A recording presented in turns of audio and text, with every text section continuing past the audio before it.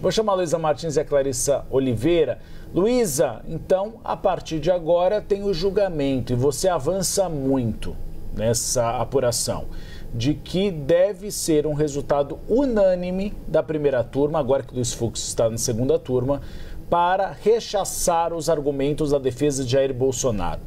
Rechaçados os argumentos, tem expedição logo na sequência da prisão, Luísa, ou tem um debate sobre a maneira como a pena deve ser cumprida por Jair Bolsonaro?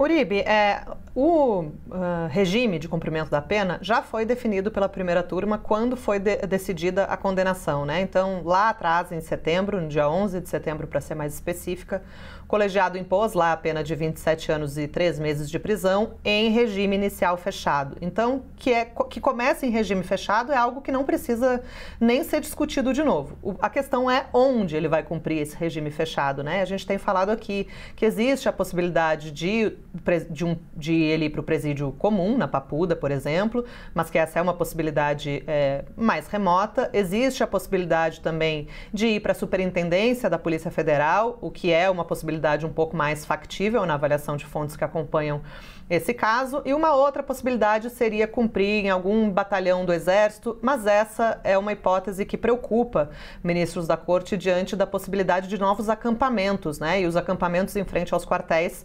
traumatizaram a Corte da última vez, porque resultaram, como todos sabem, nos atos antidemocráticos de 8 de janeiro de 2023, e é tudo o que o Supremo não quer, é uma reedição daquele episódio.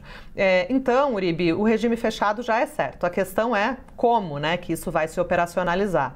Mas não é algo já para agora, né, imediatamente. Existe, como a Gabi explicou, essa viabilidade, né, de a defesa apresentar ainda mais um recurso, né, uns novos embargos de declaração, e aí a partir da rejeição desse segundo recurso é que é expedido, né, o mandado definitivo de prisão contra o ex-presidente. Esse precedente de julgar 2 recursos antes de executar a pena é um precedente que remonta lá à época do mensalão. Então, de qualquer maneira, a leitura, né, e a expectativa dentro do Supremo é que tanto nesse recurso que vai ser julgado a partir do dia 7, quanto eventualmente no segundo recurso que vai ser apresentado pela defesa, em ambas as ocasiões o placar seja unânime. Por quê? O ministro Luiz Fux, como todos sabem, foi para a segunda turma, né, foi transferido a pedido dele próprio, saiu da primeira turma que julga o caso Bolsonaro e foi para a segunda.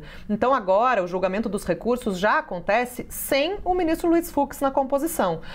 A turma está funcionando com 4 ministros, com um ministro a menos, já que a vaga de Barroso ainda não foi preenchida. Lula ainda não anunciou o nome que vai substituir Barroso, e o favoritismo aí aponta para o advogado-geral da União, Jorge Messias, mas por hora a primeira turma funciona com apenas 4 ministros. Alexandre de Moraes, o relator, Carmen Lúcia, Flávio Dino e Cristiano Zanin, e todos esses 4 votaram pela condenação do ex-presidente na ação penal sobre a trama golpista, e todos eles na verdade, não tem nenhum indicativo de que algum desses 4 vá mudar de opinião ou vá aceitar, acolher, né, algum dos argumentos que foram apresentados ontem pela defesa do ex-presidente, que apelou para uma pena menor, por exemplo, pede ali para que seja dado um alívio, né, à pena que foi imposta a Bolsonaro, cita ali alguns outros temas que não teriam sido suficientemente abordados ao longo do julgamento, mas a tendência é, de fato, um placar unânime, um 4-0